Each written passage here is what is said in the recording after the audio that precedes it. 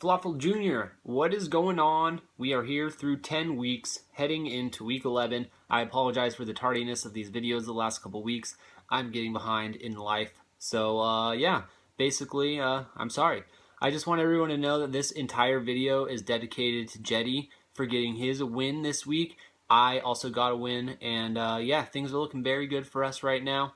And he just wanted everyone to know this is his video. This is his video. Alright, I also want to let everybody know this is going to be the last video in which I'm giving out awards. The next two videos leading into the playoffs are going to be playoff based. They're going to be looking at playoff scenarios, looking at things, matchups that are important, that are going to be dealing with people's matchups and, you know, just all those kinds of scenarios and stuff like that. So I just wanted to let everybody know these will be the last awards giving out of this season. And yeah, without further ado, we will get right into it. For Week 10, High as a Kite Award. This one goes to Showcase with 149.7 points. Jesus, that's a lot. Basically, he gets 25 or more points from 3 of his guys, including almost 40 from Zeke Elliott.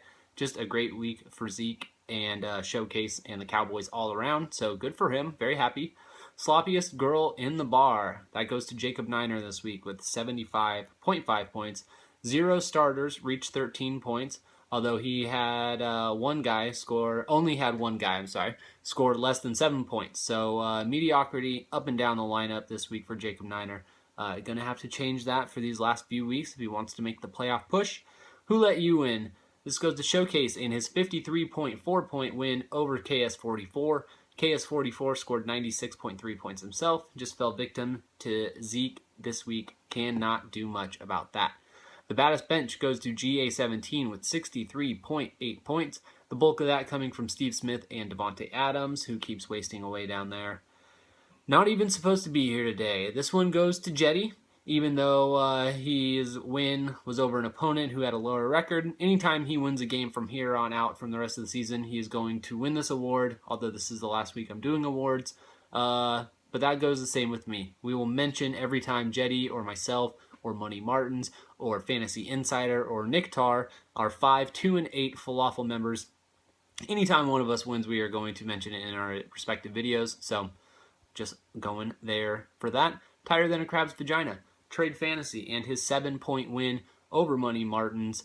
I've already spoken about Money Martins a little bit, and I'm going to do it in the future, so I'm going to skip that and talk about him right now. It's the future. Hey, Milk was a bad choice. Money Martins. If you had started Colin Kaepernick over Jay Cutler, you, in fact, would have a win this week. Instead, you are winning this award, and you are also winning the fucking Chuck Norris Award with 103.6 points. Would have beaten half the league, but you lose. Unfortunately, yet again, the story of Jetty's season and mine. So, you know, but that leads us to the Week 11 matchups and the game of the week, which most of you would say is a 7-3 Trade Fantasy versus 7-3 Army Dan. But for me, I think it's going to be Jetty and Money Martins, the battle of the 2 and 8 teams. One of these guys is going to get a 3rd win on the season. One of these guys is going to fall a game back. And yeah, so that is a pretty important matchup on both sides of the spectrum there in the standings.